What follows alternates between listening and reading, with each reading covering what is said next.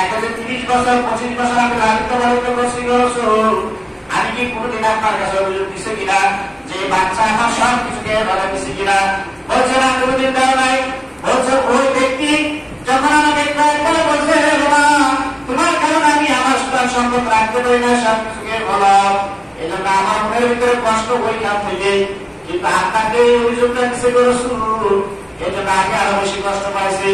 আল্লাহ রাসূল বলছে তুমি যে ওই সময় যে কষ্ট পাইছ এই কষ্টটা আল্লাহর কাছে জমা ছিল, এই জন্য আল্লাহ বলছে তোমার সাথে সাক্ষাৎ করার পরে বিচার হয় না জন্য, এই জন্য তোমার কাছে রায় দিয়ে বিচার করলাম। এখন দেখা যায় তোমার ভিতরে কষ্ট আছে, এই জন্য আল্লাহ আমাকে এই বিচারটা বিলম্ব করার জন্য আল্লাহ তাআলা রাখছেন। এই জন্য আল্লাহ তাআলার হুকুম আমি মানলাম, কিন্তু তোমার মনে দেখা যায় অনেক কষ্ট। বলছে ইয়া রাসূলুল্লাহ তাকে 30 বছর 40 বছর আমি লালিত পালিত করলাম, আমার কত ধন সম্পদ আমি শ্বাস করলাম, কোনোদিন তো বিচার দিলাম না, কোনোদিন আপনার কাছে আমি আসতে চাই। সে কয়েকদিন যাবত কিছু টাকা কামাই করে বউ স্ত্রীকে সে খায়, তার ঘর থেকে কিছু খাওয়ার কারণে আপনার কারণে বলে আমি তাকে ধ্বংস করে ফেলতেছি। ইয়া রাসূলুল্লাহ ইয়া হাবিবাল্লাহ আমার কোনো বলার নাই, যা বিচার করার করে দেন, আমার কোনো কষ্ট নাই। যখন কষ্ট ছিল ওই সময় আমি আল্লাহর কাছে বলে দিয়েছিলাম।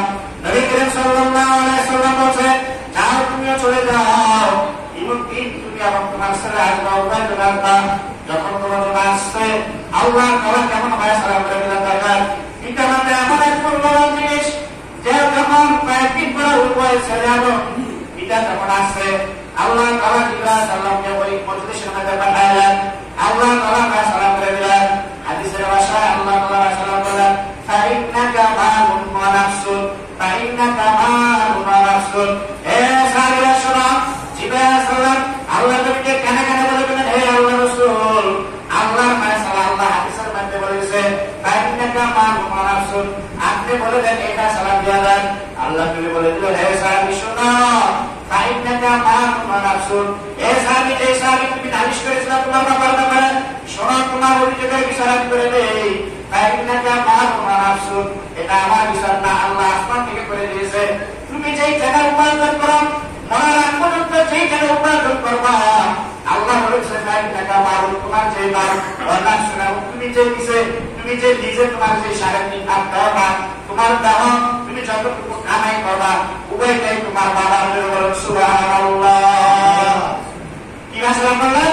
ফাইন্নাকা মালুন ওয়া নাফসুন, তুমি যেই টাকা উপার্জন করবা মরার আগ পর্যন্ত সমস্ত টাকার মালিক তোমার বাবা, এবং তোমার যে শারীরিক হাত গরিব আছে এই গরিব মালিকও তোমার বাবা।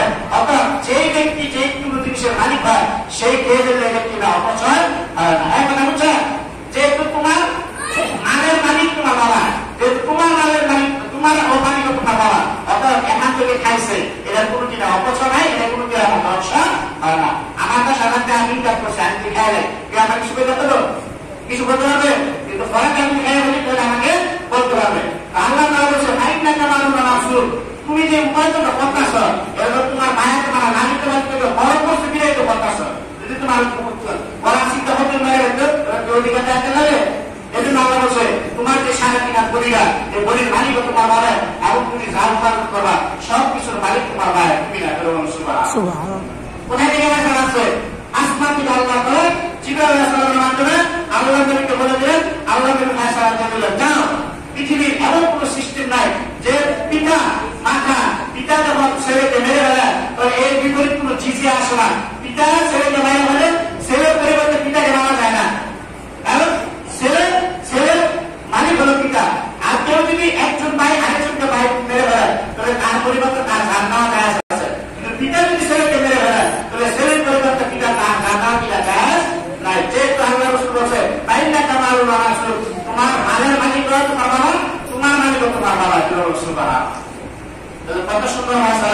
তাহলে বুঝা যায় হাদিস দ্বারা আমরা যে সন্তান আছি এগুলি হলো আমার মায়ের অবদান, আমার মায়ের কি অবদান। তাহলে আমরা ছেলে, তাহলে আমরা কি ছেলে, এই ছেলের শরীর বাবার অবদান, আমার ইনকামের সবল কি বাবার অবদান। এই জন্য বাপমার সাথে আমরা কি করবো না, বেয়াদবি করবো না। যেহেতু আসমান থেকে এই ভাষা আল্লাহ তাআলা দিয়ে দিচ্ছে যে কোনদিন পিতা খালি এক কাম করে দিচ্ছে যে আমার ভাই আমার সম্পদ শেষ করে না, আমি যা উপার্জন করি খাইয়ে দিতে না শেষ করে না। এর কঠিন পিতা আল্লাহ তাআলা কেমন যে কেউ এই আমারটা তো মাকে ক্লিয়ার করবে না সম্পদটা কি বাবা কথা বলেন না তাহলে এখানে আগে পৃথিবীর মধ্যে কোনো কেউ বিষয় করতে পারবে না যেহেতু কে বিষয় করতে পারবে আল্লাহ আসমানে কিয়ামত করতে মায়ের ঘরে বিচার দিয়েছে যাতে করে পাবে বিচার ফেরত পক্ষ থেকে কে করতে না পারে সুবহানাল্লাহ এত মূল্যবান না এত মূল্যবান কি বাবা তো সমান কেনা যেভাবে ইচ্ছে সেভাবে ব্যবহার করতেছি হ্যাঁ মাকে যেভাবে ইচ্ছে সেভাবে আমরা কি ব্যবহার করতেছি এজন্য বাপ মার প্রতি আমরা সদয় হবো নবী করিম সাল্লাল্লাহু আলাইহি ওয়াসাল্লাম বলেছেন যে আল জান্নাতু তাহতা আল-আনহার সমস্ত মা মা নিচে যে জান্নাত অর্থাৎ মাকে সম্পদ করবেন